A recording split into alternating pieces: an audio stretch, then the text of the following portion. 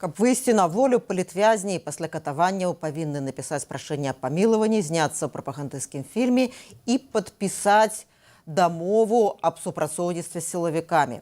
Пра гэта расказала былая палізняволеная Паліна Шарэнда-Панасюк, якая заклікала да жорсткай эканамічнай блакады рэжыму Лукашэнкі. Добрый вечар, тут Ганна Соусь. Гэта наш штодзённы эфір «Пік свабоды». Мы ў жывым эфіры разам з палітолагам, гісторыкам Розай Турарбекавай. Добрый дзень. Добрый вечер. І разам з галоўнай рэдактаркай Харты-97 Натальяй Радзінай. Добрый дзень, Наталья. Добрый вечер. І мы абмяркуем найбольш важныя заявы былой палізнявольнай. Таксама пагаворым пра тое, што можа прымусіць улады вызваліць палітвязняў і што паўплывала на тое, што Паліне не сталі дадаваць новы тэрмін і ў яе атрымалася пакінуць Беларусь. Я нагадаю, што Паліна Шарэнда-Панасюк правяла 4 гады за кратамі, ёй некалькі разоў працягвалі тэрмін зняволення, 270 дзён яна правяла ў ШЗА і карцерах, ёй моцна пагоршылася здароўе. Што самае галоўнае, Паліна цяпер на волі, з сям'ёй, яна можа звярнуцца да дактароў, што яна цяпер і робіць. Я хацела б зараз пагаварыць пра палітычнае і пра грамадскае значэнне яе гучнага вяртання з-за кратаў. У чым яно? Калі ласка, Наталья. Добрый день. Ну, конечно, по-першае, я б хотела сказать, что Паліна вельмі мужная жанчына, потому что яна вось адразу, як толькі змагла з'ехаць з Беларусі, яна адразу распавяла пра ўсе катаванні, праз якія ей прыйшлося прайсці у беларускіх турмах, потому что гэта на самой справе сапраўдны гулаг, і тое, што там адбываецца з жанчынамі, просто жахліва, і сама Паліна назвала беларускія турмы гэта жывадзёрняй, дзе сёння катуюць і забіваюць і мужчынаў, і жанчынаў. І вельмі важнае было таксама тое, што яна заявіла о том, як ціснуць на палітвязняў, дзеля таго, каб яны выйшлі, яны павінны напісаць і прашэнне на імя Лукашенка і падпісаць бумагі о супрацоўніцтве з КДБ, а таксама зняцца вось прапагандысцкім фільме, каб пакаяцца, так, сцэнары даюць адразу супрацоўнікі БТ. І вось гэта на самой справе вельмі важны крок, на які пашла Паліна, таму што мы ведаем і ад праваабаронцаў, што амаль усіх, хто выйшаў у мінулыя гады или зараз выходзіць, застаўляюць падпісваць гэтыя паперы, што абсалютна незаконна. І я маю на ўвазе не толькі гэтыя прашэнні памілавання на імя Лукашенка, но і самае галоўнае вось гэтыя дакументы аб супрацоўніцтве са спецслужбамі. І таму я лічу, што вось той заклік Паліны да людзей: распавядайце пра гэта, не маўчыце, распавядайце і пра катаванне, праз якія вы прайшлі, распавядайце пра тое, што вас застаўляюць вось гэта все падпісваць. Гэта вельмі важна, і вось трэба зараз, каб усе астатнія людзі прыядналіся да гэтай ініцыятывы Паліны Шарэнда-Панасюк. Дзякуй, Наталья. Ну, мы вот якраз праз некалькі хвілінаў і пакажам гэты фрагмент прэсавай канферэнцыі Паліны. А я хацела вот тое самае пытанне адрасаваць вам, спадарыня Роза. Ну, вот, акрамя таго, што, ну, напэўна, все, хто глядзелі і сустрэчу з ёй на вакзале, адчулі, што гэта яшчэ вот чалавек, які прынёс атмасферу 2020 году. Тады як все ўжо жывуць у 2025 і разумеюць все, што адбываецца, а у Паліны яшчэ гэты запал, гэтае адчуванне засталося. Як бы вы ацанілі значэнне яе выхаду і яе публічных гучных заяваў? Ну, во-первых, я хотела бы выразить свое восхищение и, я бы сказала, такое удивление относительно того, что, несмотря на тот ужас, через который она прошла буквально через ад, она смогла сохранить себя, и не просто сохранить себя, и она вышла оттуда с определенным месседжем. И вот я думаю, что как раз именно этот месседж в первую очередь мы должны услышать и поддержать, то, о чем сейчас говорила Наталья Радина. Теперь, что касается вот этого запала 2020 года и то, с чем вышла Палина, возможно, нам сейчас как раз именно этого и не хватает. Мы стали об этом забывать, потому что прошло уже 4,5 года, и мы находимся в совершенно иной политической реальности, причем она всякая разная, региональная, и национальная, и глобальная. Вот, поэтому хорошо было бы теперь посмотреть на все это ее глазами. Я понимаю, что ей сейчас будет, наверное, достаточно сложно как бы рефлексировать об этом публично, но, конечно, мне бы хотелось бы вот услышать ее мнение через какое-то время относительно того, как вот ситуация изменилась с ее точки зрения и что в этом смысле мы можем сделать. Мне кажется, очень важно то, что произошло сегодня на пресс-конференции. Это то, что она вскрыла буквально, да, механизм репрессий внутри, пыток буквально, как это осуществляется с точки зрения, условно, да, процедуры. И третий момент. Мы, наконец, услышали важные новости о том, что сейчас происходит и в каких сейчас ужасных условиях находятся конкретные люди с конкретными фамилиями. И все это, конечно, не может не ужасать. То есть мы догадывались, частично мы получали информацию, но теперь мы получили весьма ценный инсайт. И этот инсайт, я бы сказала, вот, разворачивает перед нами вот эту ужасную картину того, что происходит внутри, в первую очередь в отношении политзаключенных. Я думаю, что для белорусских демократических сил и гражданского общества благодаря Полине мы сегодня получаем, как бы, во-первых, новую информацию, во-вторых, возможно, что Полина сможет придать определенный новый импульс борьбе за наших политзаключенных, по крайней мере. Вот Радио Свобода вела живую трансляцию с прессовой конференции, а вела прессовую конференцию как раз наша экспертка Наталья Радина. А зараз на асноўным канале Радио Свобода вы можете паглядзець гэтую прэсавую канферэнцыю. Для тых, хто яшчэ не паспеў гэта зрабіць, не змог. Мы пакажам зараз некаторыя вельмі важныя фрагменты з гэтай прэсавай канферэнцыі. Першы, вот якраз пра тую заяву, якую ўжо і Наталья, і Роза згадалі. Давайте паслухаем. За гэтыя 4 гады ўжо сфармаваўся своеасаблівы графік. Чалавека пачынаюць катаваць, і ў пэўны момант да яго прыводзяць і прапаноўваюць пісаць памілаванне. Калі чалавек, вот, першы этап катавання, ён не здаецца, яго працягваюць катаваць далей. Катуюць, прыходзяць опять, зноў просяць патрабуюць гэтае памілавання, прашэнне памілавання, так. Калі ты не напішаш, ты ніколі адсюль не выйдзеш. Ты не побачишь своих детей. Твои дети будут расти без тебя. Это те слова, якія чула я от представников ДИН. И заключный этап. Калі уже человек пройшов прошение помилования, интервью у шмат яких выпадках. Заключный этап, как человека канчаткова, например, як яны думаюць там зламаць, дыскрэдытаваць, каб чалавек, выйшаўшы з гэтай лукашэнкаўскага гулагу, ўжо нават і памысліць не мог аб нейкай палітыкі, баяўся, яго прымушаюць падпісаць паперу аб канфідэнцыйным супрацоўніцтве. Я заявляю, что я писала гэтые паперы, разумеючы, что могу ніколі не выйсці за гэтых кратаў. Першую паперу я написала, знаходзячыся у ИК-24, 24 снежня. И другую паперу я подписала уже в берасці, калі я пришла у Губопік. Гэта было 3 лютага. Ну, на наступны дзень я... Таму я гэтыя заявы, я дазавуюю гэтыя падпісанні. Гэта было, гэта з майго боку, гэта быў такі тактычны ход. Вось. Але гэта абавязкова, так? Так, можна сказаць, што яны выпрацавалі вось гэты алгарытм адпускання людзей. То есть недастаткова просто пратрымаць чалавека ў гэтай катавальні, зламаць яго, падарваць яму псіхічнае і фізічнае здароўе, завесці фактычна да інваліднасці. Трэба яшчэ вось прынізіць такім чынам, каб чалавек, каб бы мовіць, свае ідэалы просто здрадзіў сваім ідэалам. І як падпісант, безумоўна, ўжо там і недавер, і ўсё гэта. То есть я чула, што шмат каго з паліцняволеных прымусілі гэта зрабіць. І я заклікаю усіх, хто гэта, хто можа, хто мае такую мудрасць, таксама публічна абвергнуць, дазавояваць вось гэтае падпісанне.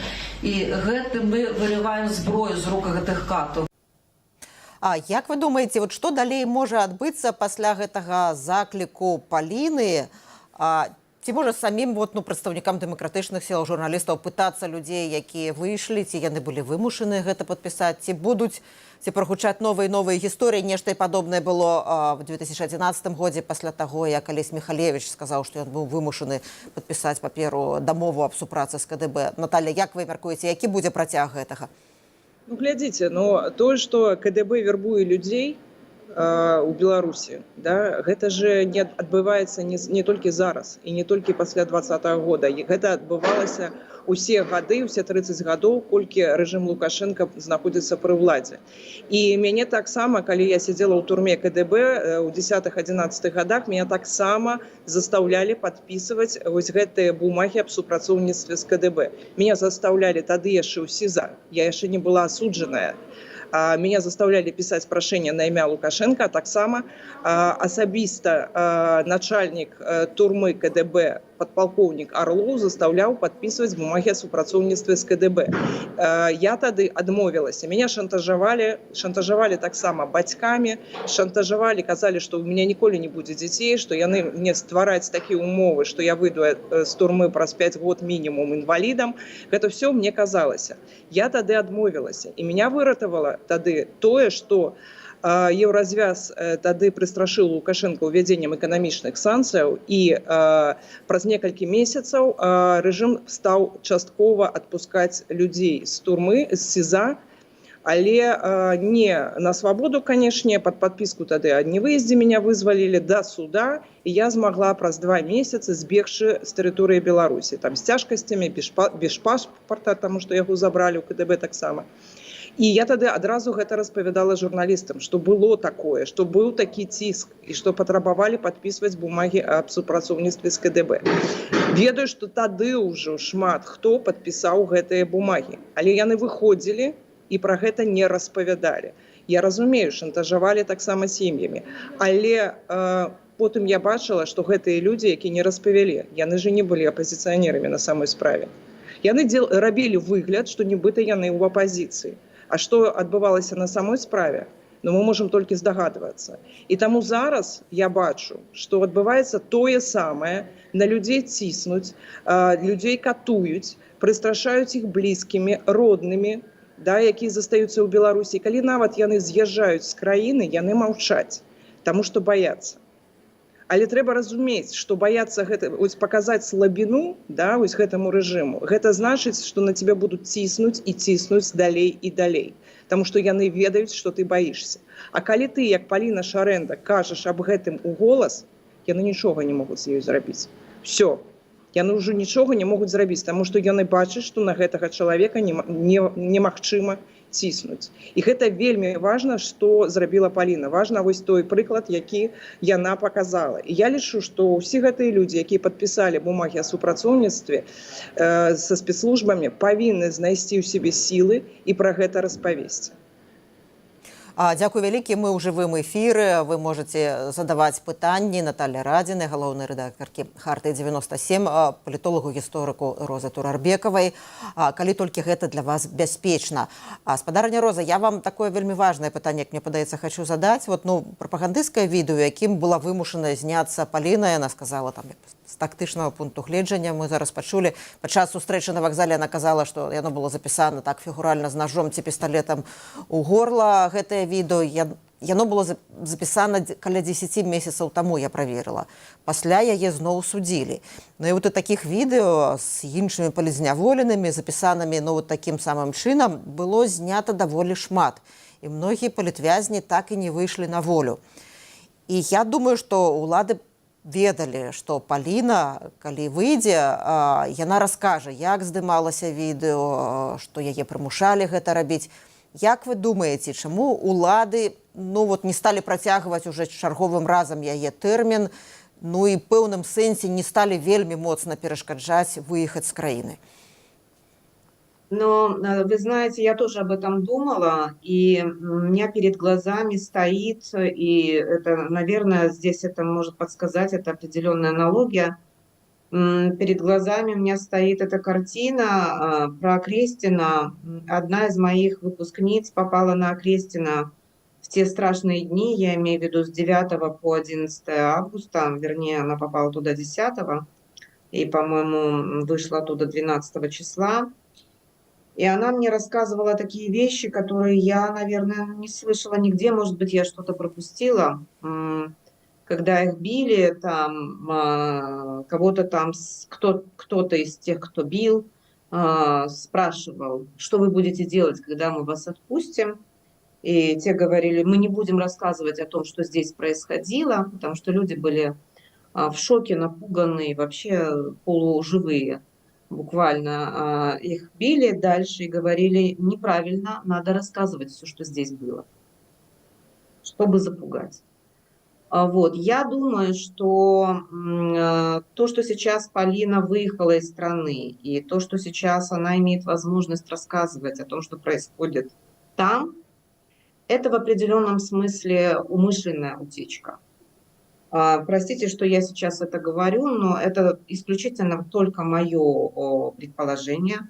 Эта утечка может ставить целью в первую очередь, чтобы мы получили действительно адекватную информацию того, что происходит, а там происходят ужасные вещи.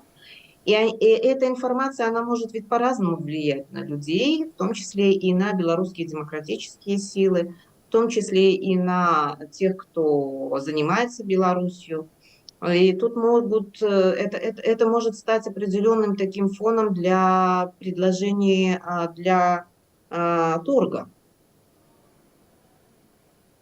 То есть для того, чтобы так мыслить, надо вот было бы понять ту логику, которой руководствовались те ужасные люди, которые сбивали нашу молодежь на Крестина в августе. На самом деле они не сильно скрывали зверств. И вот цель этого, вот там на Крестина это объяснялось в августе таким образом. И по аналогии я могу сказать, что страх рассматривается ими как оружие, которое они могут использовать во всяких разных ситуациях.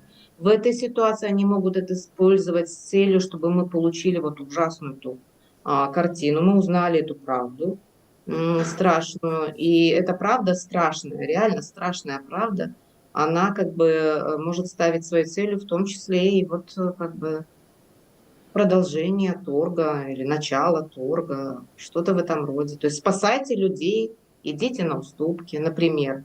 А такой может быть, как это сказать, читаться сигнал. Этот сигнал, он может читаться всеми по-разному. Полина говорит совершенно другое, да. Она говорит о том, что надо усиливать давление, надо усиливать санкции, надо бороться за людей. Это она говорит, потому что это ее убеждение. Вот. Но то, что она рассказывает про то, что с ней происходило, и то, что происходит с другими людьми, и она говорит о том, что надо стучаться во все двери, чтобы спасать тех женщин, которые сейчас остались. Вы знаете, эта информация, она может производить совершенно разные впечатления на заинтересованных сторон. Понимаете? И в этом отношении как бы вот может быть и такая логика. Страх как оружие. И в данном случае это тоже может использоваться как канал. Наталя, як бы вы пракаментавалі версію, гіпотэзу спадарыні Розы, ну, улічваючы, напрыклад, Даша Лосік выйшла, але маўчыць, не выехала, і мы не ведаем, што адбывалася там насамрэч. Якая была мэта? Ну, глядзіце, тое, што адбываецца зараз, гэта, па-першае, кажа пра тое, што санкцыі захада, якія былі ўведзены супраць рэжыму Лукашэнка ў апошнія гады, яны працуюць. І яны вельмі моцна сёння ўплываюць на сітуацыю ў Беларусі, на эканоміку Беларусі ў першую чаргу. І наколькі я ведаю, зараз сітуацыя в эканоміке на самой справе на грані катастрофы. Россия сегодня не в стане выратоўваць рэжым Лукашенко и так датаваць эканоміку краіны, як это было ў мінулыя гады, тому что ідзе вайна і сама яна нясе вялікія страты, у тым ліку фінансавыя, і таму рэжыму Лукашенко на самой справе сёння ёсць вялікія праблемы. І ён бы вельмі хацеў сёння адмены вось гэтых санкцый, якія былі ўведзены ў першую чаргу супраць беларускага калію і супраць нафтапрадукту. І зараз яны спрабуюць проста на самой справе так гандляваць палітвязнямі, як гэта было ў мінулыя гады, і у абмен на вызваленне асобных палітвязняў атрымаць паслабленне ад гэтых санкцыяў. Мы бачым, як працуе зараз тая самая агентура, якая заклікае там зняць санкцыі, кажа пра нейкія перамовы, дыялогі, так.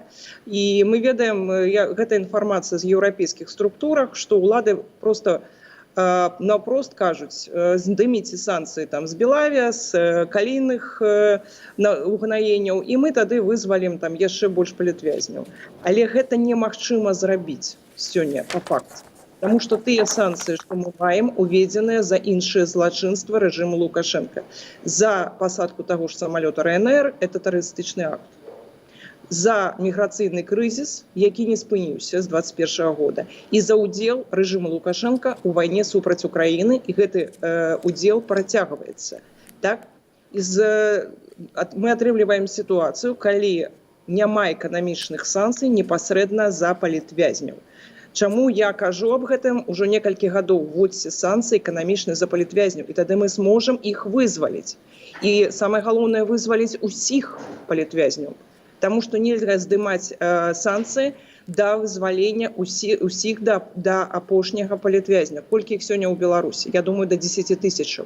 Тыя спісы вясны, якія цыркулююць паўсюды, яны не адпавядаюць рэчаіснасці. Людзей нашмат больш.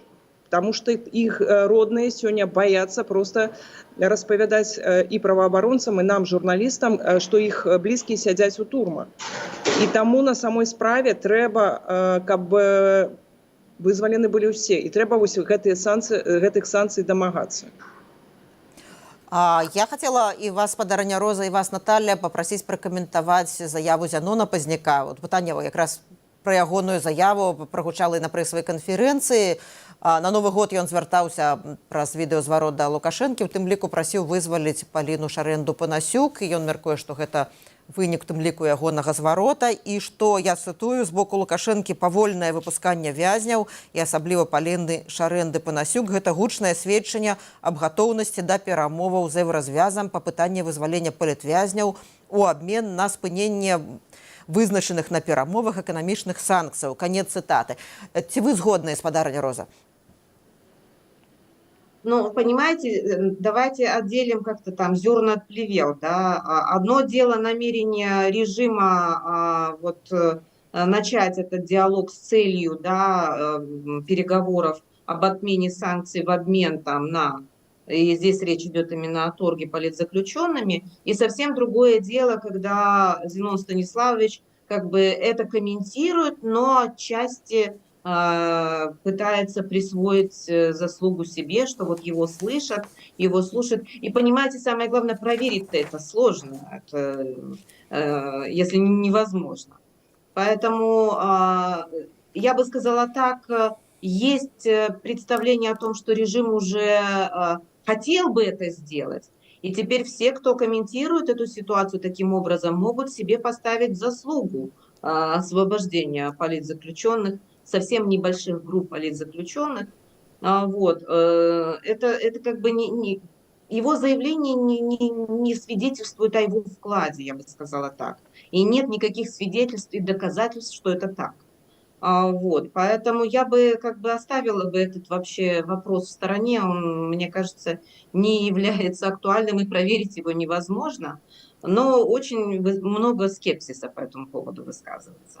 А вот теперь, что касается санкций. Это важный момент. Почему? Потому что надо отделять все-таки тоже одно от другого. Есть диалог относительно того, чтобы начать переговоры об отмене санкций. И как бы, если вы выступаете за этот диалог, вы не выступаете автоматически за отмену санкций, вы выступаете за решение этой проблемы. Это первое, на что бы я хотела обратить внимание. Поэтому давайте отделять диалог, во-первых, от переговоров, это раз. Во-вторых, что касается санкций и их последствий, да, это ясно, Наталья, я с вами согласна относительно того, что те санкции, которые приняты, они в основном, имеется в виду пакетные именно санкции, да, секторальные, они действительно были совсем за другие преступления. Нет санкций по поводу политзаключенных. В этом и заключается основная дилемма, я бы сказала так.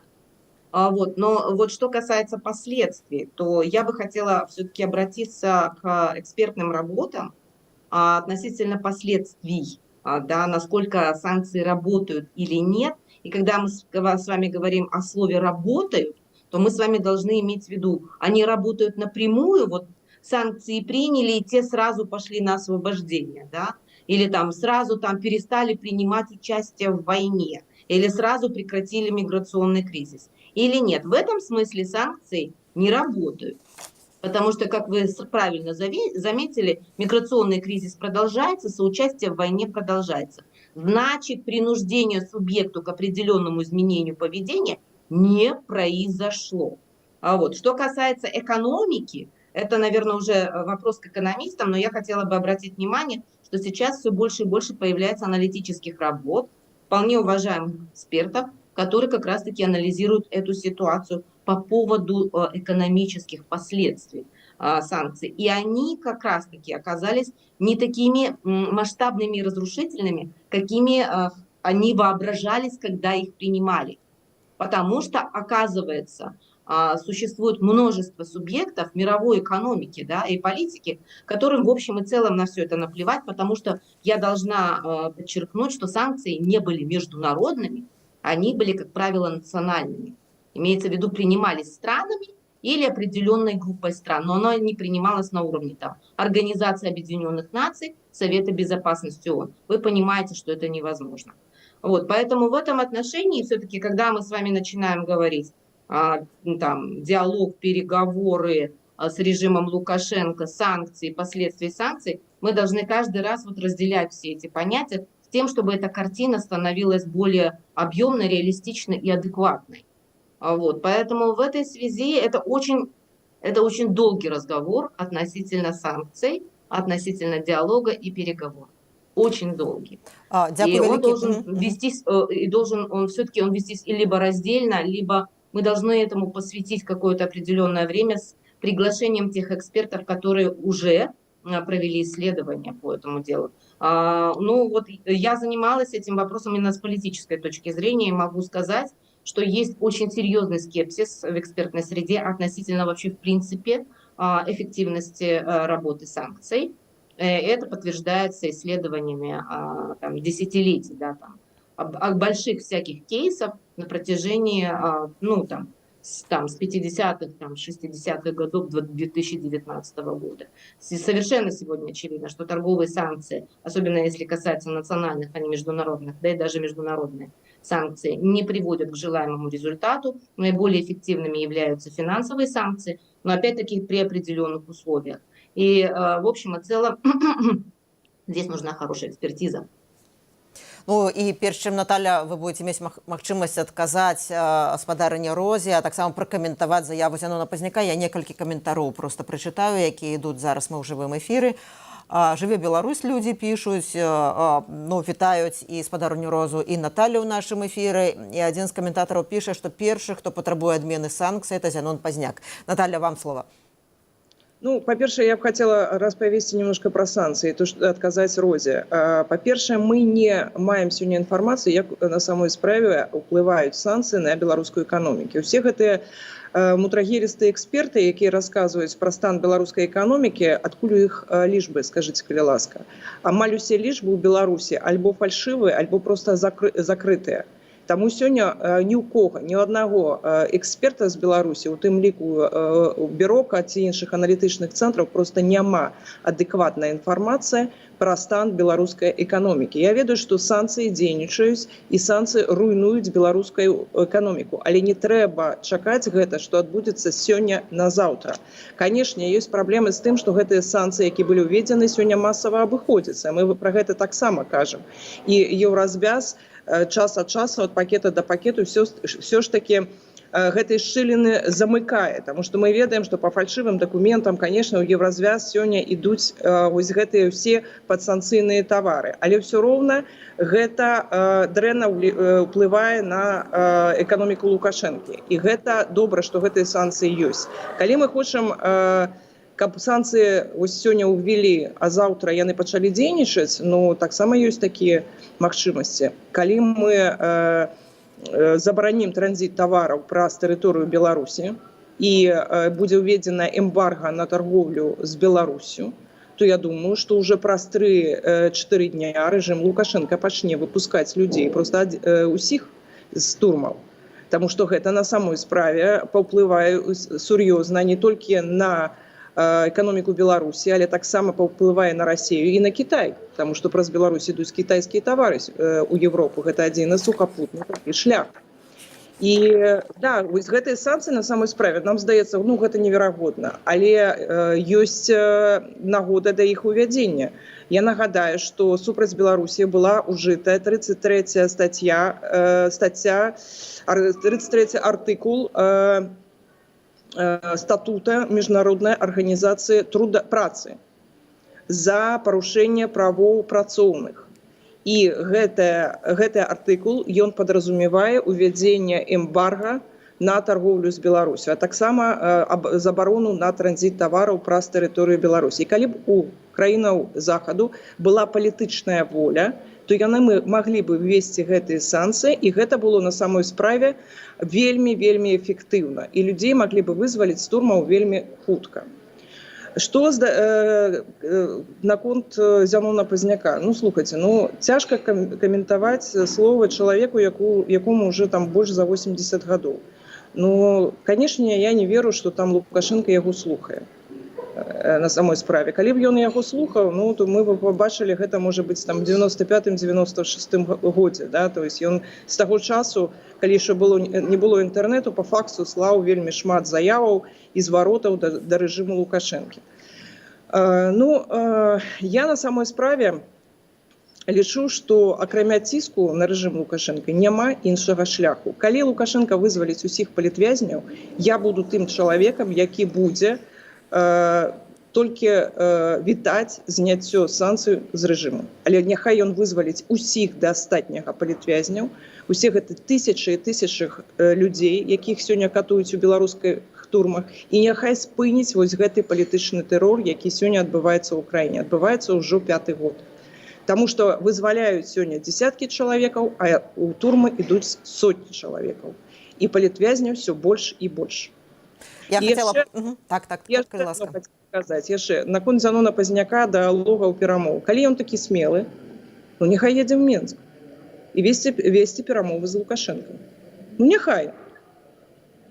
Купляе квіток, да, на аўтобус, што там яшчэ ездзіць у Беларусь, і едзе. І размаўляе з Лукашэнкам, і пабачым вынікі. Ну, я б хотела одну ремарочку только зрабіць, што ўзрост чалавека не з'яўляецца тым, па чым можна меркаваць, гаворыць ён слушна, гаворыць ён не слушна. Ну, это только так, каб мы пазбягалі эйджызму ў нашым эфіры. І я хотела б зараз просто Паліну паслухаць, што яна гаворыць пра гэта. Я хотела нашего продюсера попросіць даць цяпер фрагмент з прэсавай канферэнцыі, пазіцыю Паліны Шарэнды Панасюк, былой палітзняволенай, пра тое, якім чынам, чаму яна была вызваленая і якім чынам трэба ціснуць на рэжым. Не вырашае Лукашенко гэтае пытанне.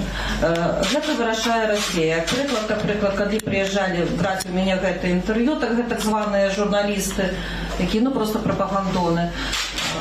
З імі прыязджаў расеец. То есть ён іх курыраваў, як бы вёў іх. Апякаў гэтую групу прапагандонаў расеец. І з Лукашенком, як з марыянеткай, патрэбны толькі ціск. Ситуация, что вышла я, это менавіта ситуация не дамова з рэжыму, не то, что Лукашенко пошли там на некие саступки, а менавіта того, что вы дошли до пэўнай кропки, мы даже даціснули эту ситуацию со мною. Потому что ситуация с палітвязнями, она не первый раз повторяется в Беларуси. Она была в 2006 году, она была в 2010 году. И завжди вводились санкции. Санкции, я кажу, что они дзейнічаюць. По размовам с этими людьми, бачно, наколькі яны раз'юшаныя гэтымі санкцыямі. Хоць яны там гонкі дэманструюць, што нам все роўна, мы все імпартазамясцілі, там можаце хі-хі-ха-ха. Вось насамрэч яны дзейнічаюць гэтыя санкцыі, яны для іх вельмі балючыя. Вось безумоўна, што ёсць лобі еканамічне, ідеалагічне, яке якби і у Європі, на жаль, працює, яке каже, що ну санкції, ну там, ну давайте відмовлятися від цих санкцій, щоб людей вийшли. Ні, коли ми знову відмовимося від санкцій, не доціснемо режим гэтымі санкціями, гэта значить, що праз певний час будут новые палітвязні. Вызваляючи 10 человек, гэты режим одночасова хапае и кидае за краты 20. Так сказала сегодня на прессовой конференции Полина Шаренда-Панасюк. Я хотела вот працягнуць тэму санкцый крыху іншым ключы. Нядаўна праваўладны актывіст Юрый Воскресенскі ў размове з прапагандыстам Рыгорам Азаронкам заявіў, што Беларусь вядзе перамовы з амерыканцамі, ну нібы вядзе. І што ў выніку гэтых перамоваў Беларусь можа вярнуцца амбасадар Злучаных Штатаў. Воскресенскі патлумачыў умовы вызвалення астатніх палітвязняў. 20-30 знакавых палітвязняў не выйдуць, пакуль з Беларусі не будуць знятыя все санкцыі. Ну і Воскресенскі намекнуў, што падобна рыхтуецца да абмену палітвязень грамадзянін Злучаных Штатаў Юрась Зяньковіч. Ну, словы Воскресенскага цяжка ацэньваць, бо ён не з'яўляецца афіцыйнай асобай, тым не менш ён агучвае, што яму сказалі агучваць. Як вы ацэньваеце верагоднасць і магчымую выніковасць такіх перамоваў уладаў Беларусі з новай адміністрацыяй Злучаных Штатаў? Спадарня Роза. Ну, все, что касается администрации Дональда Трампа, здесь любые прогнозы, они в общем и целом дело неблагодарное, настолько непредсказуемы действия этой администрации.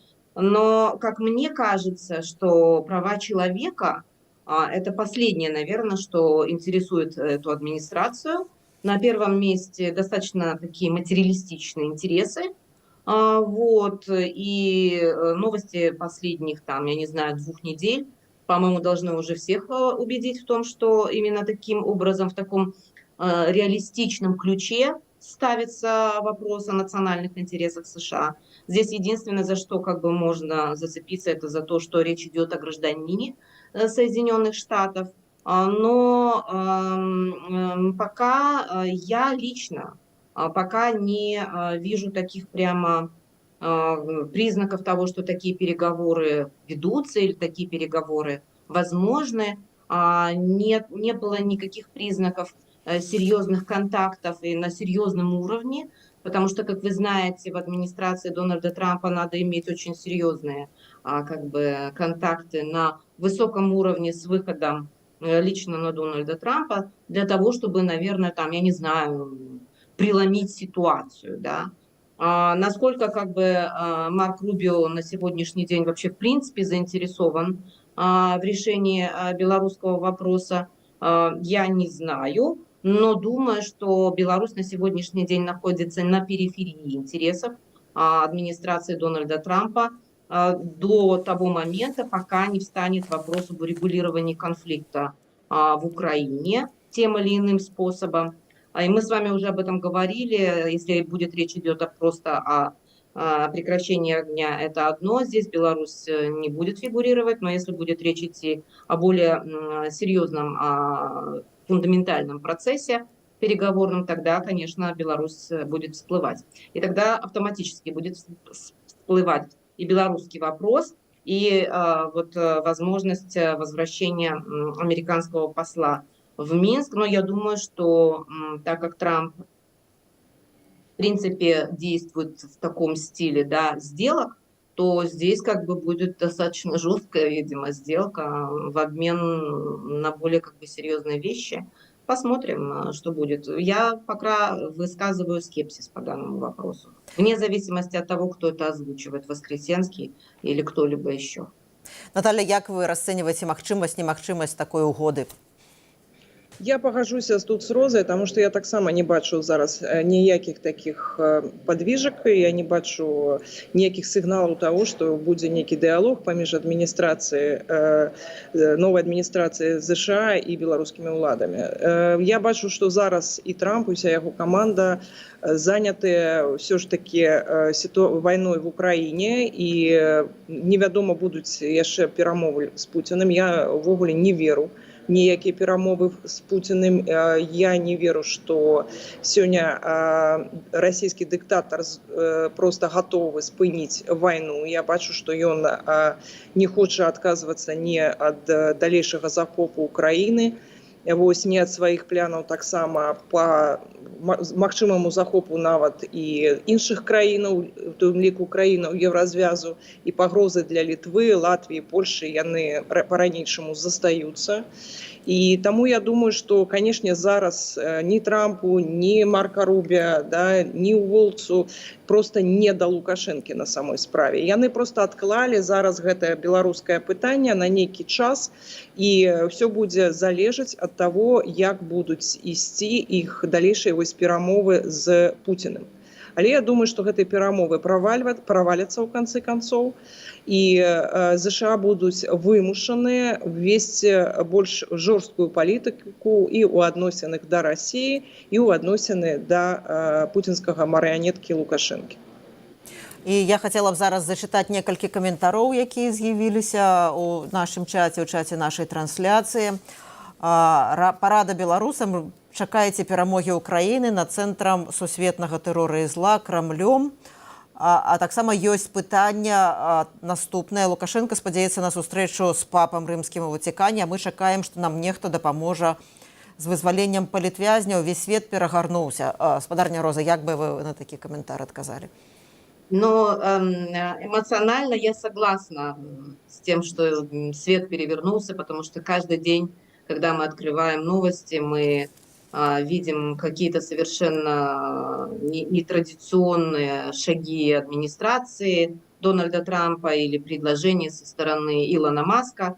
Вот. И в этой связи кажется, что вот вся эта система международных отношений выстроена, фактически одним из главных столпов являются именно Соединенные Штаты, как будто все как бы шатается, и мы попадаем в такую ситуацию неопределенности.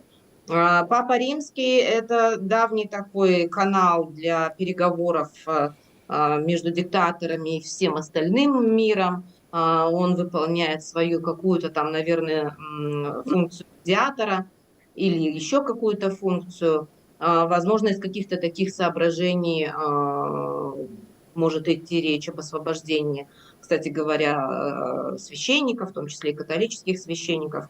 Но вот прямо такого как бы импульса для серьезного сдвига в этом вопросе я пока не вижу, потому что должно произойти какое-то качественное изменение ситуации, там, я не знаю, региональной ситуации, да, там, прекращение огня или еще какой-то ситуации.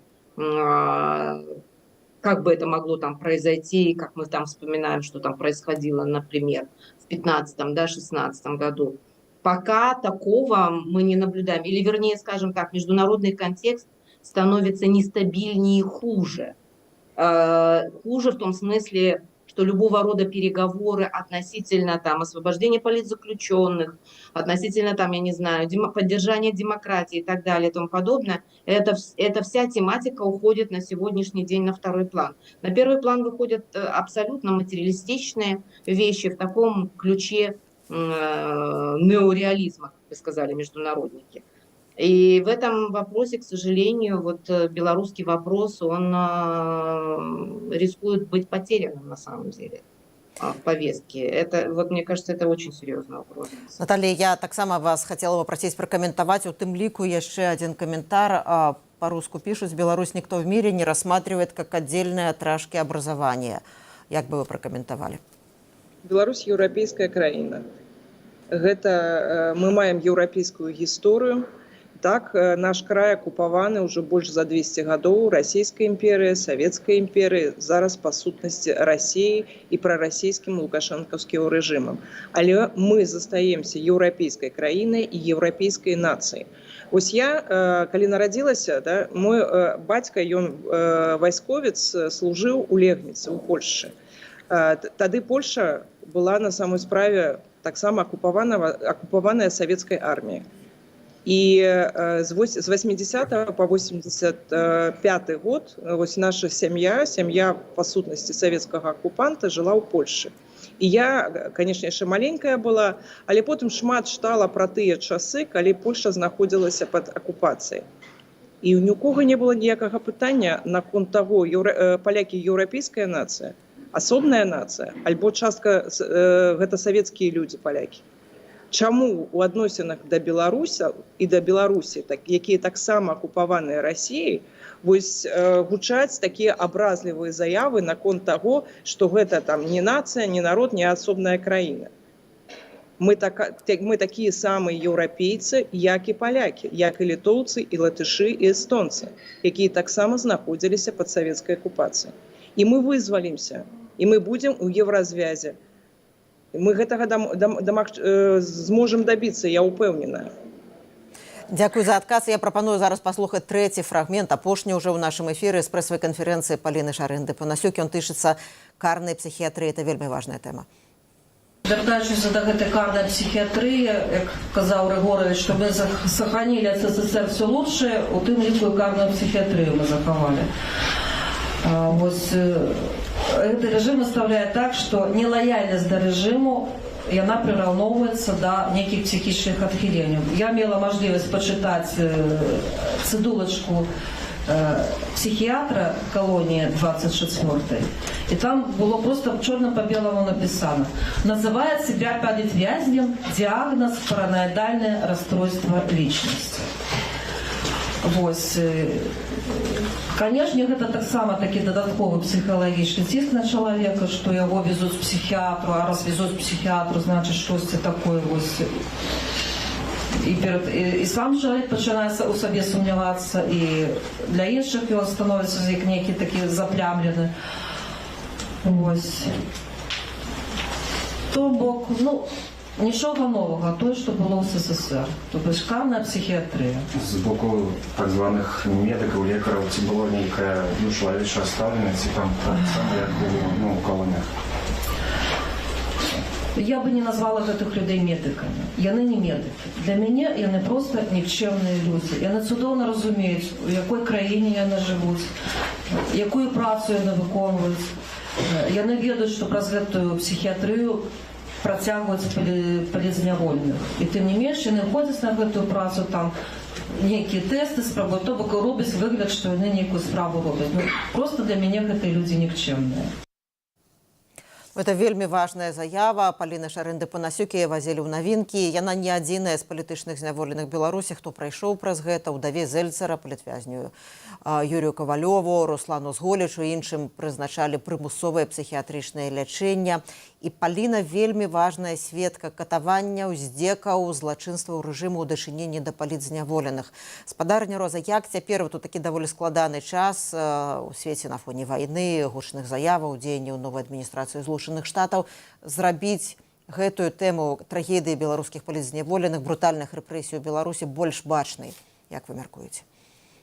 По-першае, и все равно я перейду на русский язык, потому что я не вельми себя так вот свободно чувствую. Первое, что мне приходит на ум, когда я слышу слова Полины, это то, как обращались с людьми с этими соответствующими заболеваниями, например, в нацистской Германии. Вообще, в принципе, уровень цивилизованности общества равняется уровню отношения к людям с ментальными особенностями. Это дурное наследие советской карательной психиатрии как раз заключается именно в очень дурном отношении к людям с ментальными проблемами или с ментальными особенностями. И некоторые позитивные изменения происходили, я должна это подчеркнуть и отдать должное тому, что происходило в эпоху независимости. Я это знаю не понаслышке. Но тем не менее, эта вся структура выстроенной помощи психиатрической, она отчасти сохранила и советское наследие. И в условиях, когда государство является таким диктаторским, и чуть не террористическим, или фактически террористическим, и когда психиатрическая помощь является исключительно государственной, возникает большой соблазн использования этой психиатрической государственной службы в политических целях. И, к сожалению, на сегодняшний день мы с вами вот видим эту ситуацию. Я не буду дальше рассказывать те возможные ужасы, которые могут ожидать политзаключенных. В первую очередь это, конечно, связано с постановкой там диагнозов, с принудительным лечением. Принудительное лечение означает в первую очередь принудительное введение лекарств, которые могут в том числе, если они назначены неверно, я так понимаю, они могут очень серьезно подрывать здоровье. Мне кажется, что как раз именно эта тема, связанная с отношением к людям с ментальными особенностями и политизацией этого направления, проводимая аналогия с тем, что происходило в нацистской Германии, мне кажется, вот этот акцент, он сможет поднять на более высокий уровень эту проблему и сделать ее более видимой. Потому что это реально страшно. Человек остается абсолютно беззащитным перед такого рода принудительным лечением, которое вообще, в принципе, способно человека лишить его личности, индивидуальности. И сделать из него инвалида, если не хуже. То есть, в общем и целом, я к этой проблеме подхожу именно с этой точки зрения, и я, в общем и целом, могу себе реально представить, как эти инструменты могут сейчас использоваться против людей. Вполне реально могу себе это представить, потому что, еще раз повторюсь, я с этой системой знакома не понаслышке. Наталья, Паліна была, застаецца сімвалам нязлоўнасці беларускіх палітзняволеных, і улады спрабавалі запляміць гэты сімвал, у тым ліку скарыстоўваючы карную псіхіятрыю. Чаму ў іх гэта не атрымалася? Па-першае, карная психиатрия, у меня все-таки аналогия с советским часом. Менавіта карную психиатрию улады СССР, яны просто уживали супраць палітычных, супраць дысідэнтаў. Мы памятаем, як гэта адбывалася з Уладзімірам Букоўскім, з Валерыяй Навадворскай, з Натальяй Гарбанеўскай, якую я асабіста ведала. І гэта на самой справе вельмі страшная рэч, гэта катаванне, гэта вельмі сур'ёзнае, за гэта рэжым павінен несці безумоўную адказнасць, і вельмі важна, што Паліна пра гэта ўсё распавяла. І я думаю, што за это могуць быць введзены новыя санкцыі сур'ёзныя, таксама за тое, што адбываецца з людзьмі ў Беларусі. А тое, што Паліна гэта вытрымала, гэта яшчэ раз кажа аб тым, што гэта проста вельмі мужная жанчына, гэта гонар Беларусі, таму што прайсці і праз фізічныя катаванні, і праз такія псіхалагічна цяжкія, проста невыносныя цяжкія умовы можа толькі вельмі мужны чалавек, матываваны чалавек, які любіць Беларусь і які верыць у тое, што Беларусь стане вольная. Мы шмат вельмі размаўлялі з Палінай. Я учора прыляцела ў Вільню, і мы сядзелі амаль 5 гадзін без перапынку размаўлялі, і я просто бачыла перад сабой нязломнага чалавека, які проста не згубіў нават у гэтых варунках, у гэтых умовах гэтую святую веру у тое, што Беларусь будзе вольная. І гэта проста прыклад усім нам, усім людзям, сорамна ў гэтай сітуацыі сёння казаць, мне цяжка жывецца, я не веру, калі мы там вернемся, я зараз кажу пра эміграцыю. Трэба рабіць усё, што мы можам, а мы можам на самой справе шмат. І калі людзі праходзяць праз пекла і захоўваюць у сябе гэтую веру, то як мы можам яе не захаваць? Дзякуй вялікі. Я яшчэ раз нагадаю, што «Свабода» вяла жывую трансляцыю з прэсавай канферэнцыі Паліны Шарэнды-Панасюк. Яе вяла галоўная рэдактарка «Хартыя-97» Наталья Радзіна. Гэтае відэо даступнае на сайце «Свабоды», а таксама на YouTube-канале, асноўным YouTube-канале «Радыё Свабода». Я вельмі дзякую палітолагу, гісторыку Розе Турарбекавай і Наталлі Радзінай за то, што яны знайшлі час і прывялі і падзяліліся сваёй экспертызай, сваім меркаваннем у жывым эфіры Піку Свабоды. Дзякуй вялікі. Вам Дякую вам. дякую. Жыве Беларусь! Жыве вечна. Я, Ганна Соусь, развітваюся з вами. Заставайцеся са свабодай і ў бяспецы.